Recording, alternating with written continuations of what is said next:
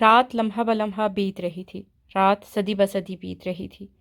اتنی سیاہ گورا اندھیرا رات لگتا تھا کبھی ختم ہی نہیں ہوگی۔ جنگل میں دور دور سے مسلسل آوازیں سنائی دے رہی تھیں، پرندوں اور جانوروں کی، مگر وہ دکھائی نہیں دیتے تھے۔ ایڈم غار سے نکل آیا تھا اور باہر ایک پتھر پہ بیٹھا تھا۔ فاتح قریب میں ٹارچ سے روشنی ڈالے کچھ تلاش کر رہا تھا۔ آستینیں چڑھا رکھی تھی اور انداز میں ٹھہراؤ تھا۔ تالیہ کافی فاصلے پہ بارش کے جمع ہوئے پانی کے جوہر کے ساتھ بیٹھی تھی۔ سیل کی ٹارچ اس نے جلا رکھی تھی کہ جانے کب کوئی سانپ پچھو نکل آئے۔ جنگل زندہ تھا، احساس ہو گیا تھا۔ پتھروں کے نیچے، درختوں پہ، چٹانوں پہ رینگتے کتنے جانور اور کیڑے مکوڑے ان کے ساتھ موجود تھے۔ وہ جنگل کو زندہ رکھے ہوئے تھے۔ اس کے پاس پانی کی ایک ہی بوتل تھی جس سے وہ تینوں پانی پی چکے تھے، اور پانی ختم ہو چکا تھا۔ کولا کا کین بھی ختم ہو چکا تھا۔ شدید حبس اور گرمی ہو رہی تھی۔ سر، ایڈم نے فاتح کو یوں پتھروں پہ کچھ تلاش کرتے دیکھا تو پکار اٹھا، اب اتنے آرام دہ کیسے ہو گئے ہیں؟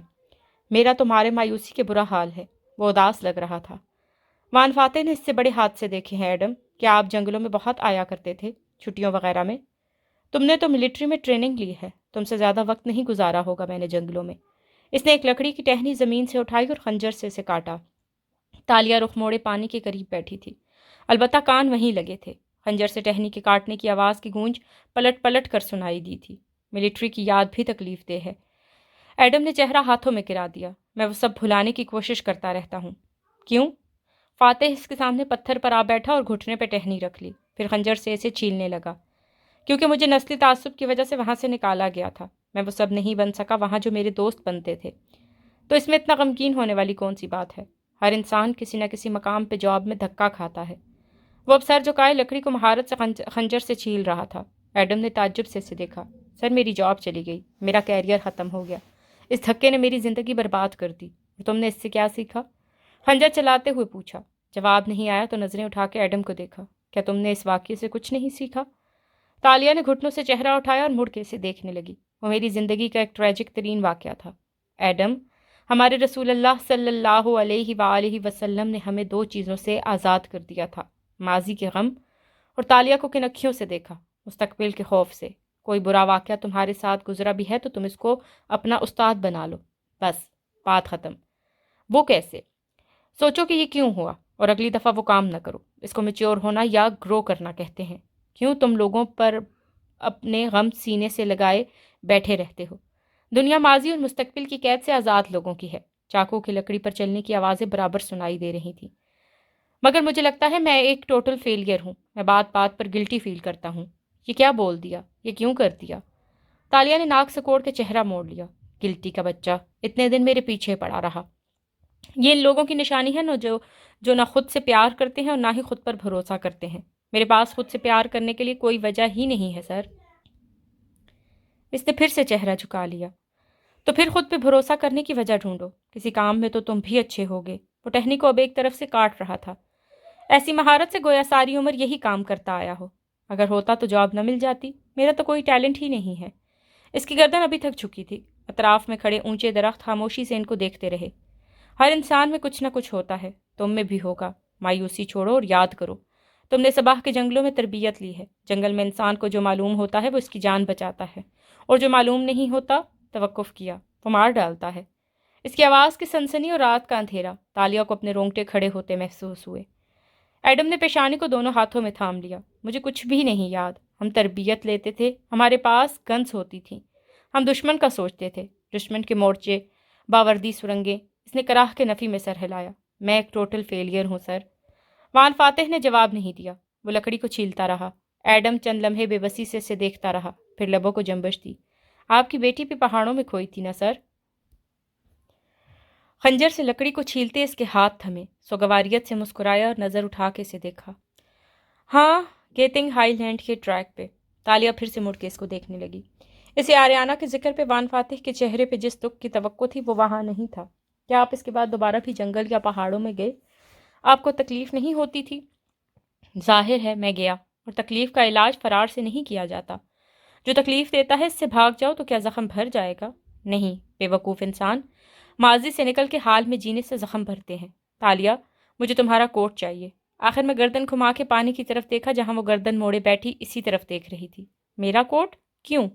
اس نے اچھمبے سے ساتھ رکھے کوٹ کو دیکھا جو گرمی کے باعث اس نے اتار دیا تھا، پھر اسے اٹھایا اور گول مول کر کے فاتح کی طرف اچھال دیا۔ کیونکہ میں فیز 3 میں ہوں اور تم دونوں ابھی فیز 1 سے نہیں نکلے۔ کوٹ اس کے قریب گرا تو فاتح نے جھک کے وہ اٹھایا اور اسے لٹایا، پھر اندر ایک جگہ خنجر رکھا۔ جنگل میں آنے کے بعد تمہیں ملٹری میں بتایا گیا ہوگا ایڈم، انسان 3 فیزز سے گزرتا ہے۔ خنجر کو اندر گھونپا اور زور سے نیچے لایا۔ کوٹ کی اندرونی لائننگ شرٹ کی آواز کے ساتھ کٹتی گئی۔ تالیہ کا دل دھک سے رہ گیا۔ میرا رالف لارن کا کوٹ۔ فضور۔ فیز 1، جب انسان جنگل میں اترتا ہے اور اسے کچھ معلوم نہیں کہ وہ کون سی دنیا میں آ گیا ہے۔ خوف کا فیز۔ اب وہ ہاتھوں سے لائننگ پھاڑ رہا تھا۔ ریشمی کپڑے کے پھٹنے کی آواز دور دور تک جاتی اور بعض گشت پلٹ کر سنائی دیتی۔ فیز 2، جب اسے احساس ہوتا ہے کہ جنگل زندہ ہے، سانپ، بچھو، کیڑے، وہ اس کے فرش اور درختوں میں چھپ کے انسان کو دیکھ رہے ہیں۔ تالیہ کی گردن کے بال کھڑے ہونے لگے۔ وہ پانی سے ذرا اور سمٹی۔ ایڈم نے اپنے پیر اونچے کر کے دوسرے پتھر پر رکھ لیے۔ اور فیز 3، اسے خنجر رکھ دیا اور کوٹ اٹھا کے دیکھا۔ لائننگ کھل جانے کے باعث جو بڑا سا کپڑا بن گیا تھا۔ جب انسان جنگل سے لڑنے کا ارادہ ترک کر کے سمجھداری سے پلان بناتا ہے کہ اسے کیا کرنا ہے اور کہاں جانا ہے۔ بہتر ہوگا اگر تم لوگ جلد اپنے حالات سے سمجھوتا کر لو اور آگے کا سوچو۔ وہ کوٹ اور ٹہنی اٹھائے کھڑا ہوا اور ٹارچ کی روشنی آگے پھینکتا ایک طرف چلتا گیا۔ وہ دونوں گردنیں موڑ کے اسے جاتے دیکھتے رہے، یہاں تک کہ روشنی غائب ہو گئی۔ فاتح صاحب کہاں گئے؟ وہ بول اٹھا۔ وہ اتنے مطمئن کیسے ہو سکتے ہیں؟ وہ بڑبڑائی۔ گردن اٹھا کے اطراف کو دیکھا جہاں محیط پر اسرار درخت اسے دیکھ رہے تھے۔ زندہ درخت، زندہ جنگل، اسے جھرجھری آئی۔ ایڈم بھی یہی سوچ رہا تھا مگر بولا نہیں۔ دور کافی فاصلے پہ وہ ٹارچ کی روشنی آگے ڈالتا جا رہا تھا۔ سفید لباس والی آریانہ چپکے سے اس کے ساتھ چلنے لگی تھی۔ مجھے پتا ہے ڈیڈ، آپ ان کے سامنے خود کو کتنا مضبوط ظاہر کریں، آپ خود بھی پریشان ہیں۔ ظاہر ہے میں پریشان ہوں، فرسٹریٹڈ ہوں، بلکہ وحشت زدہ ہوں۔ وہ ایک درخت کے قریب رکا اور اس سے لگی موٹی ٹہنی کو چھوا۔ تو آپ کو واقعی یقین ہے کہ آپ ان کو اس جنگل سے نکال لیں گے؟ میں نے تمہیں ہمیشہ کیا سکھایا ہے آریانہ؟ وہ آرام سے بولتے ہوئے ٹہنی کو درخت سے اتارنے لگا جو بل کے صورت میں اس سے لپٹی ہوئی تھی۔ انسان امید نہیں چھوڑتا، جتنے برے حالات ہوں آنکھیں ہمیشہ انعام پہ رکھنی ہوتی ہیں، صبر کے میٹھے پھل پہ۔ Eyes on the prize. وہ ہلکا سا ہنسی، مگر اس کی ہنسی کی باز گشت نہیں سنائی دیتی تھی۔ اور اگر میں ان دونوں کو ایک جنگل سے نہ نکال سکا، اس نے ٹہنی اتارتے ہوئے زخمی سا مسکرا کے آریانہ کو دیکھا، تو میں اپنے ملک کے کروڑوں لوگوں کو ان حالات سے کیسے نکالوں گا جس میں وہ جی رہے ہیں؟ وہ مسکرا دی۔ فاتح ٹہنی کے بل کھولنے لگا۔ جب اسے اتار کے وہ مڑا تو آریانہ غائب ہو چکی تھی۔ وہ گہری سانس لے کر واپسی کے لیے قدم اٹھانے لگا۔ Eyes on the prize. رات ایسی طویل تھی کہ کٹتی ہی نہیں تھی، اندھیرا چھٹتا ہی نہیں تھا، چاند کی روشنی پہنچتی ہی نہیں تھی۔ اس کے موبائل کی بیٹری گر رہی تھی مگر وہ پھر بھی سے جلائے بیٹھی تھی۔ نیند کا احساس تو غالب نہیں آیا مگر اب بلاخر بھوک لگنے لگی تھی۔ پتھروں اور پتوں پر بوٹ رکھنے کی آواز آئی تو وہ چونکی۔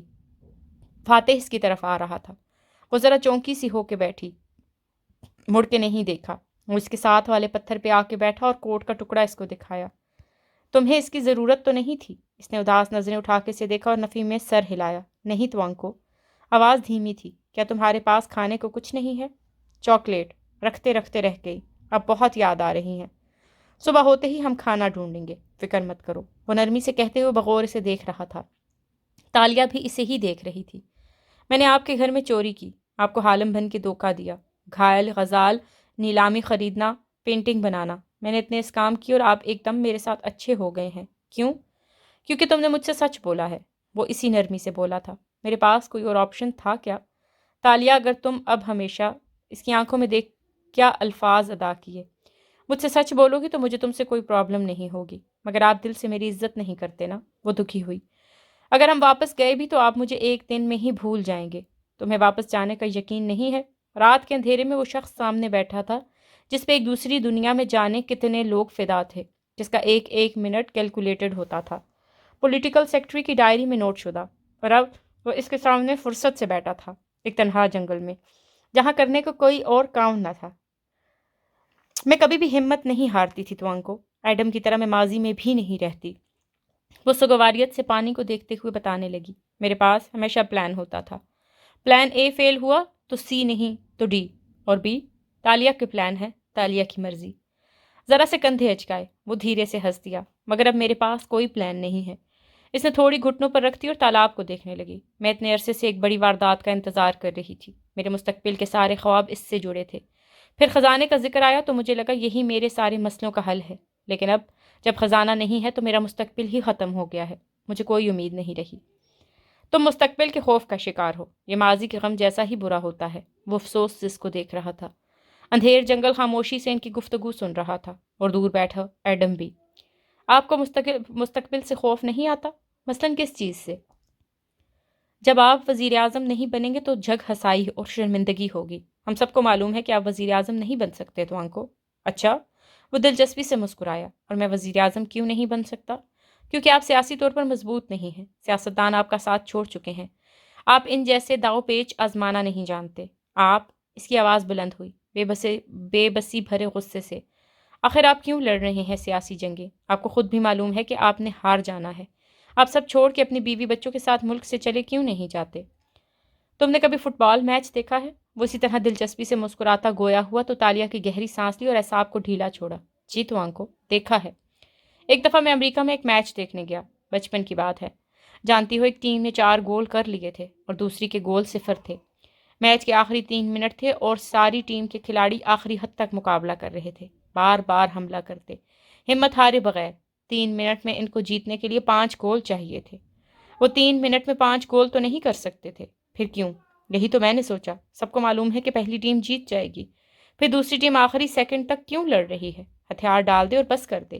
اور پھر پہلی ٹیم جیت بھی گئی، لیکن آخری سیکنڈ تک دوسری ٹیم کے لڑکے جمع مردی سے لگے رہے۔ خاموش مگر زندہ جنگل سن رہا تھا، ایک ایک حرف کو بغور پرکھ رہا تھا۔ وان فاتح کہے جا رہا تھا، مگر جب میں بڑا ہوا اور میں نے دنیا دیکھی تو مجھے احساس ہوا کہ لڑائی صرف جیتنے کے لیے نہیں لڑی جاتی۔ دوسری ٹیم ہتھیار ڈالتی تو بھی ہار جاتی، آخری منٹ تک مقابلہ کرتی تو بھی ہار جاتی۔ پھر بھی اس نے لڑنے کو اس لیے چنا کیونکہ ہم لڑکے ہارتے ہیں تو ہم اس سے کچھ سیکھتے ہیں۔ تالیہ کا موبائل پتھر پر پڑا چمک رہا تھا اور اس کی روشنی فاتح کے چہرے کو منور کیے ہوئے تھی۔ پھر ہم اپنی غلطیوں کا جائزہ امید کے ساتھ لیتے ہیں اور اگلی دفعہ زیادہ جذبے سے میدان میں اترتے ہیں۔ زندگی میں یا ہم نیچے جا رہے ہوتے ہیں یا اوپر۔ ہمیں ہر لمحہ خود کو اپنے کیریئر، رشتوں اور عمل میں بہتر کرنا ہوتا ہے۔ جہاں ہم رکیں وہاں ہم ہاتھ سے اشارہ کیا، نیچے گئے۔ آپ کو اس بھیانک جنگل میں کون سی امید نظر آ رہی ہے؟ میری تو زندگی ہی ختم ہو گئی ہے۔ وہ کچھ دیر اسے دیکھتا رہا۔ وہ شدید مضطرب اور چڑچڑی دکھائی دیتی تھی۔ تم نے کہا تم ان کاموں کو چھوڑ دینا چاہتی تھی، کیوں؟ کیونکہ میں تنگ آ گئی تھی، وہ دبا دبا سا چلائی۔ اس کے سر میں درد ہونے لگا تھا۔ میں لوگوں کو دھوکے دے دے کر، ان سے جھوٹ بول بول کر بیزار آ چکی تھی۔ مجھے سکون چاہیے تھا۔ گڈ، اب تمہیں یہاں کسی سے جھوٹ نہیں بولنا پڑے گا۔ تالیہ مراد بالکل ٹھہر گئی، گمسم، لاجواب۔ یوسی، وہ گھٹنوں پہ ہاتھ رکھ کے اٹھا۔ تم یہاں بنا خوف و خطر سچ بول سکتی ہو۔ یہاں کوئی پولیس نہیں ہے۔ اگر یہ واقعی 15ویں صدی ہے تو یہاں کوئی تمہیں 21ویں صدی کے جرائم کے لیے نہیں پکڑے گا تالیہ۔ تم نئے سرے سے سب شروع کر سکتی ہو۔ اس کے کھڑے ہوتے ہی آسمان کا وہ ذرا ذرا سا حصہ جو گھنے درختوں سے نظر آتا تھا سفید پڑنے لگا۔ سورج کی پہلی کرنیں درختوں کے بیچ سے گزر کے جنگل کے فرش پر پڑیں تو وہ دنگ رہ گئی۔ رات کو بالآخر صبح نے مات دے دی تھی۔ رات دم توڑ گئی تھی۔ کیا واقعی؟ وہ تو سمجھنے لگی تھی کہ دنیا سے سارے اجالے ختم ہو گئے تھے، مگر نہیں۔ اس نے چونک کے وان فاتح کو دیکھا جو اس کے سامنے کھڑا مسکرا رہا تھا۔ امید ابھی بھی باقی تھی۔ اس کے چہرے پر مغموم مسکراہٹ بکھر گئی۔ فاتح کو دیکھتے ہوئے اس نے سر کو خم کیا، گویا کچھ باتیں دماغ میں بیٹھی تھی۔ میں کچھ کھانے کے لیے ڈھونڈتا ہوں، وہ کہنے کے لیے مڑا اور درختوں کی قطار کے ساتھ آگے بڑھنے لگا۔ یکدم رکا اور ہاتھ کو جھٹکا دیا۔ کوئی جھکی ہوئی نوکیلی شاخ اس کے ہاتھ کی پشت کو کھرچ گئی تھی۔ جنگل میں ہر طرف سب کچھ اتنا نوکیلا اور تیز تھا کہ بچنا ناممکن تھا۔ وہ رک کے اپنا ہاتھ دیکھنے لگا۔ سطح پر معمولی سا کٹ لگا تھا اور خون کے 2 قطرے بہے تھے۔ تو آنکو، وہ پریشانی سے کھڑی ہوئی۔ آپ کو زخم آیا ہے؟ ذرا سا کٹ ہے۔ آف کورس مجھے پتا ہے ذرا سا کٹ ہے، مگر یہ اوپن واؤنڈ ہے اور ہم جنگل میں ہیں۔ یہ تو سیپٹک ہو جائے گا۔ وہ اٹھی اور فکر مندی سے کہتی قریب آئی۔ ایڈم جو ابھی تک سامنے اداس سا بیٹھا تھا بس سر اٹھا کے دیکھنے لگا، افسوس اور مزید اداسی سے۔ امید ہے سیپٹک نہیں ہوگا۔ فاتح نے ہاتھ نیچے کر لیا اور عام سے انداز میں تسلی دی، مگر وہ پریشانی سے اسے دیکھتی رہی۔ میرے پاس تو صرف اوزار ہیں، کوئی اینٹی سیپٹک ساتھ رکھنے کی عادت ہی نہیں ڈالی کبھی خود کو۔ اب کیا ہوگا؟ ہم تو ان چھوٹے چھوٹے زخموں سے ہی مر جائیں گے۔ صبح کی پھیلتی سفیدی میں اس کی امید کو نا امیدی میں بدلنے سے نہ روک سکی۔ ایڈم بن محمد نے ایک دم سر اٹھایا۔ Antiseptic? وہ بڑبڑایا۔ دونوں نے گردنیں موڑ کے اسے دیکھا۔ کسی خواب کسی کیفیت میں وہ کھڑا ہوا تھا۔ ہمیں اینٹی سیپٹک کی کیا ضرورت ہے؟ ہم رین فورسٹ میں ہیں. یہ قدرت کی سب سے بڑی میڈیسن کیبنٹ ہے. چوکنے ہوئے انداز میں ایڈم اپنی ایڑیوں پہ گھوما. گول چکر کی صورت اس نے چاروں طرف دیکھا. رین فارسٹ اور جنگل میں یہ فرق ہوتا ہے کہ جنگل میں درخت بھی ہوتے ہیں, آسمان بھی دکھائی دیتا ہے, اور زمین پہ پودے اور جھاڑیاں بھی اگی ہوتی ہیں. رین فارسٹ کے درخت اتنے گنجل ہوتے ہیں اور اوپر جا کے اتنے گھنے ہو جاتے ہیں کہ ان کی کنوپسی بن جاتی ہے. سورج کی روشنی زمین تک نہیں پہنچ سکتی, سو زمین پہ پودے اور جھاڑیاں کم ہوتے ہیں, اور درخت بارش کے پانی کے باعث نشو و نما پاتے ہیں.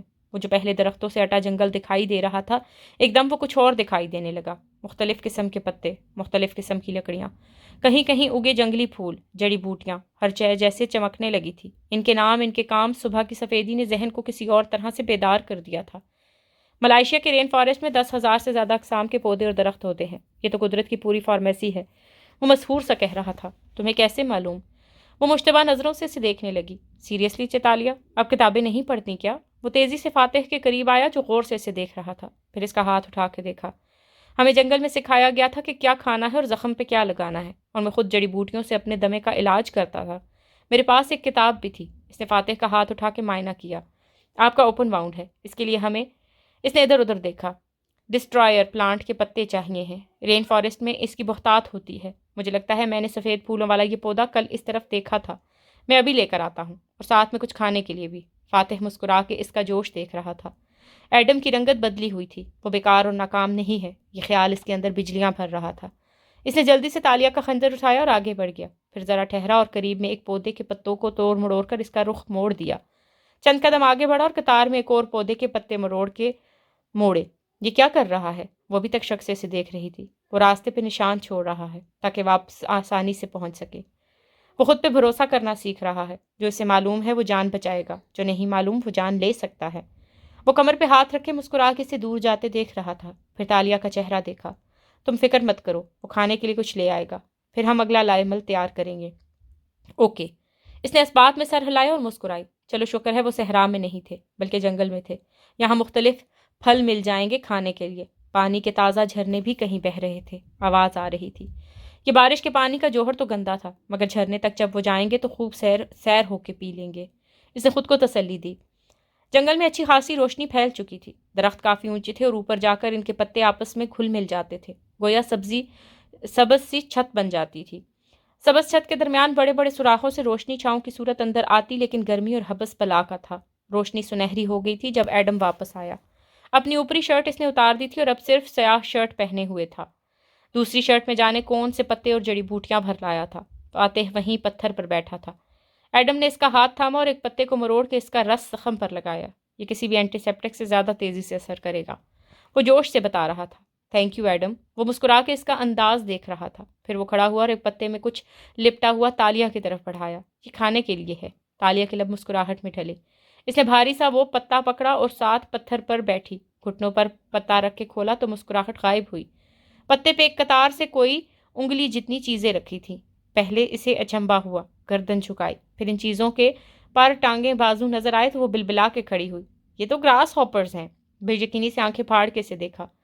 تم گراس ہاپرز لائے ہو؟ ریلیکس چیتالیہ, ان کے سر کاٹ دیے تھے میں نے. اب آپ کھا سکتی ہیں, میں نے بھی 2 کھائے ہیں. ادھر یہی ملے گا. وہ گردن پہ ہاتھ رکھتی دور ہٹی. اسے متلی ہونے لگی تھی. دور ہو جاؤ تم مجھ سے ایڈم. گراس ہاپر میں انرجی ہوتی ہے. میں نے اتنی مشکل سے پکڑے ہیں. انرجی نہیں ہوگی تو آپ زیادہ دیر چل نہیں سکیں گی. چپ کر جاؤ ایڈم. وہ درست کہہ رہا ہے. جنگل سے لڑتے نہیں ہیں تالیہ. آنکھیں بند کر کے کھا لو. Grass hoppers. اس نے صدمے سے ان دونوں کو باری باری دیکھا. پورے جنگل میں اس کو صرف گراس ہاپرز ملے, کوئی پھل کوئی سبزی کچھ نہیں ملا. چیتالیہ میں کتنا چل سکتا تھا. مجھے سامنے یہی نظر آیا, اور یہ جنگل نہیں ہے, یہ رین فارسٹ ہے. میں جھرنے کی طرف جا رہی ہوں. اس کا اندر کھول رہا تھا. وہ تیزی سے مڑی. جہاں سے جھرنے کی آواز آ رہی تھی اس طرف بڑی. سوری مگر آپ جھرنے کا پانی نہیں پی سکتے, نہ بارش کا پانی پی سکتی ہیں. وہ اپنے پتے اور پھول جوڑ رہا تھا جیسے اپنی میڈیسن کیبنٹ سے بہت خوش ہو. وہ تل ملا کے پلٹی اور گھور کے سے دیکھا. وہ کیوں؟ کیونکہ وہ پانی صاف نہیں ہوتا. اس میں جراثیم اور پیراسائٹ ہوتے ہیں. اس کو ابالے بغیر نہیں پیا جا سکتا, اور درختوں کی لکڑی اتنی گھیلی ہے کہ ہم اسے جلا بھی نہیں سکتے. تالیہ کا دل ڈوبنے لگا. امید پھر سے ناامیدی میں بدلنے لگی. تو ہم پانی کیسے پئیں گے؟ ہم کیسے زندہ رہیں گے؟ خاموش کھڑے درختوں کی ہیبت پھر سے طاری ہونے لگی. یہ ٹہنیاں. فاتح نے بیٹھے بیٹھے ایک درخت کی طرف اشارہ کیا. جانے باس کا درخت تھا یا کیا؟ اس کی سیدھی سیدھی ٹہنیاں تھیں جیسے بھوری لکڑی کی ڈنڈیاں ہوں۔ ان کو کاٹیں گے تو اندر سے پانی نکلے گا، تازہ خالص پانی، تم وہ پی سکو گی۔ تالیہ چپ ہو گئی، پھر ایک ناپسندیدہ نظر پتے پر پہ قطار میں رکھے گراس ہوپرز پر ڈالی جن کے سر کٹے ہوئے تھے۔ بدتمیز انسان نے رکھے بھی کیسے سجا کے ہیں، مگر یا اللہ میں یہ کیسے کھا سکتی ہوں؟ اچھا میں تو سمجھا تھا تم ایوریج فیری ٹیل گرل نہیں ہو۔ وہ سادگی سے بولا۔ سفید شرٹ گدلی ہو رہی تھی مگر چہرہ جھرنے سے ابھی دھو کے آیا تھا اور تازہ دم مسکرا رہا تھا۔ گیلے بال ہاتھ سے پیچھے کو کر دیے تھے۔ تالیہ نے لب بھینچ لیے۔ وہ دونوں پہلے سے زیادہ آرام دہ نظر آتے تھے۔ فیز 2 میں ایوریج فیری ٹیل گرل ہوں بھی نہیں، وہ چبا چبا کے بولی اور قریب آئی۔ پتے سے ایک مرا ہوا گراس ہوپر اٹھایا۔ اخ تھو، مگر ساری کراہت کو اندر دبائی اس نے وہ منہ میں ڈال لیا۔ آنکھیں زور سے میچیں اور چبایا۔ کرنچی، کرسپی اور انتہائی بد ذائقہ۔ یا اللہ، مگر کراہت تک منہ سے نہیں نکالی۔ آخری لقمہ حلق سے اتارتے آنکھوں میں آنسو آ گئے تھے مگر وہ اسے چباتی گئی۔ وہ دونوں خاموشی سے اسے دیکھتے رہے۔ مجھے نہیں معلوم میرے باپا کو کس سے خطرہ تھا جو انہوں نے مجھے ایک دوسری دنیا میں بھیج دیا، لیکن خدا کی قسم جس دن مجھے وہ شخص ملا جس نے میرے گاؤں اور میرے باپا کو ان مسائل کا شکار کیا تھا، میں اس کی جان لے لوں گی۔ بے بسی بھرے غصے سے بول رہی تھی۔ حلق تک کڑوا ہو چکا تھا۔ گڈ، تمہارے پاس پلان ہے فائنلی۔ خیر میرے پاس بھی پلان ہے، فاتح اٹھتے ہوئے بولا۔ اس کی چھوٹی آنکھوں میں ڈھیر ساری امید تھی۔ ہمیں اسٹاپ کرنا ہے، STOP۔ ایس سے اسٹاپ، T سے تھنک، O سے آبزرو اور P سے پلان۔ ہم جب بھی جنگل جاتے تھے اسٹاپ تدبیر کے ذریعے اگلا لاہ عمل تیار کرتے تھے۔ وہ کمر پہ دونوں ہاتھ رکھے کھڑا کہہ رہا تھا اور وہ دونوں اس کو سن رہے تھے۔ ہم اسٹاپ اور تھنک کے مرحلے سے نکل آئے ہیں، اب مشاہدہ کرنا اور پلان کرنا ہے، اس لیے سنو۔ ہم اس وقت جنگل میں ہیں اور جنگل سے نکلنے کا واحد راستہ اس سے سب سے اونچے مقام تک پہنچنا ہوتا ہے۔ وہ تینوں درختوں کے درمیان چل رہے تھے۔ لمبی قمیض اور الجھے بالوں والی تالیہ بیگ اٹھائے سب سے پیچھے تھی اور وان فاتح سب سے آگے۔ ہمیں اونچائی کی طرف سفر کرنا ہے جہاں سے ہم دیکھ سکیں کہ جنگل سے نکلنے کا راستہ کیا ہے اور وہاں سے کسی کی مدد کے لیے پکار سکیں۔ یقیناً آس پاس آبادی ہوگی۔ ایڈم چلتے ہوئے پتے موڑ رہا تھا۔ فاتح آنکھیں چھوٹی کر کے متلاشی نظروں سے سامنے دیکھتے ہوئے قدم اٹھا رہا تھا اور وہ سب سے پیچھے نڈھال سی چلتی جا رہی تھی۔ ہم ایک دن میں جنگل میں 1.5 میل سے زیادہ نہیں چل سکیں گے۔ زمین سلپری ہے، پیر پھنس جاتے ہیں۔ زمین پر سرخ بھوری مٹی گیلی تھی، اس میں پتھر، پتے، ٹہنیاں سب بکھرا ہوا تھا۔ وہ بدقت قدم اٹھا پا رہی تھی، بار بار کوشش کرنی پڑتی۔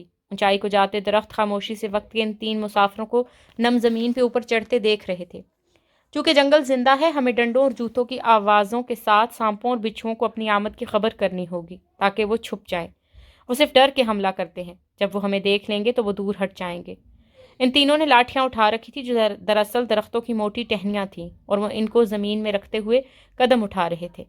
پتوں اور پتھروں پہ آواز پیدا ہوتی تھی۔ جنگل کا معاملہ عجیب تھا۔ درخت کے تنے پر اگر آواز پیدا کرو یا ذرا سا جھٹکا دو تو وہ اوپر شاخوں تک جا کر وہ آواز کئی گنا بڑھ جاتی تھی۔ نیچے تھوڑی سی حرکت، اوپر جاتے جاتے اتنا شور بن جاتی۔ ہمیں بہت سارا پانی پینا ہوگا۔ ٹہنیوں کو توڑ کے ہم رات بھر کے لیے ان کو بوتل پہ اور پتوں کے برتنوں میں الٹا کھڑا کر دیں گے۔ صبح تک کافی پانی جمع ہو جائے گا۔ وہ ایک درخت کے پاس رکے کھڑے تھے۔ ایڈم ٹہنیاں کاٹ کاٹ کے ان کو دے رہا تھا۔ تالیہ نے چہرہ آسمان کی طرف اٹھا کے ٹہنی منہ پر لٹکائی تو قطرہ بقطرہ پانی اندر گرنے لگا، تھوڑا اور آہستہ، مگر تازہ صاف پانی تھا۔ یہ تالیہ کے کوٹ سے میں نے مچھلی پکڑنے کے لیے جال بنایا ہے۔ اگر ہم اس سے مچھلیاں پکڑ سکے تو ہمیں گراس ہاپرز کی ضرورت نہیں پڑے گی۔ وہ ایک جھرنے کے کنارے بیٹھے تھے۔ ایڈم چند کیڑے خنجر پر اٹھائے پانی پہ چھڑک رہا تھا۔ فاتح نے ایک ٹہنی کا لوپ سا بنایا، انگریزی حرف P کی طرح، اوپر کپڑا چڑھا کے بازو اور اس جال کو پانی میں ڈال دیا۔ اس کے نم بال ماتھے پہ بکھرے تھے جن کو وہ بار بار ہاتھ سے پیچھے کرتا تھا۔ وہ پتھر پہ بیٹھی ان کو دیکھے گی۔ وہ اس لیے دیے اور سپاٹ سیاستدان سے مختلف نظر آ رہا تھا جس سے وہ چند دن پہلے ملی تھی، مگر تب اور اب میں فرق تھا۔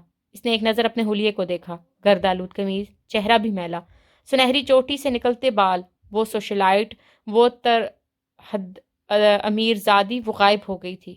مگر ہو سکتا ہے کہ ہمیں مچھلی نہ ملے اور ہمیں انہی کیڑوں پہ گزارا کرنا پڑے۔ فاتح نے ٹہنیوں اور کپڑے کا جال پانی سے باہر نکالا تو وہ خالی تھا۔ اس نے گہری سانس لے کر شانے اچکا دیے۔ اس جھرنے کی مچھلیاں بہت تیز اور ہوشیار تھیں، ہاتھ نہیں آ رہی تھیں۔ ہم زیادہ دیر جھرنے کے پاس رک نہیں سکیں گے۔ اگر مچھلیاں ہاتھ نہ آئیں تو ہمیں آگے بڑھتے رہنا ہوگا۔ ہر چند قدم پہ درختوں کی اقسام بدل جاتی ہے۔ وہ اب گھنے اور موٹے تنے والے درختوں کے درمیان چل رہے تھے۔ ایڈم ایک درخت کے پاس رکا اور قدرے جوش سے کچھ بتانے لگا۔ وہ برے منہ کے ساتھ اسے دیکھے گئی۔ وان فاتح سنتے ہوئے بار بار چہرے پہ آیا پسینہ پوچھتا رہا۔ ہو سکتا ہے ہمیں یہاں کوئی اور درخت مل جائیں جیسے آئیوری پام۔ اس کا پھل تمہارے کھانے کے قابل ہوگا تالیہ۔ ایڈم ایک پپیتے کی شکل کے پھل کو کاٹ کے اندر کا گودا اس کی طرف بڑھا رہا تھا۔ اس نے برے دل کے ساتھ تھاما اور منہ میں رکھا۔ یہ بھی بد ذائقہ تھا، یا اس کے منہ کا ذائقہ ہی کڑوا ہو چکا تھا۔ اف، وہ مر جانا چاہتی تھی۔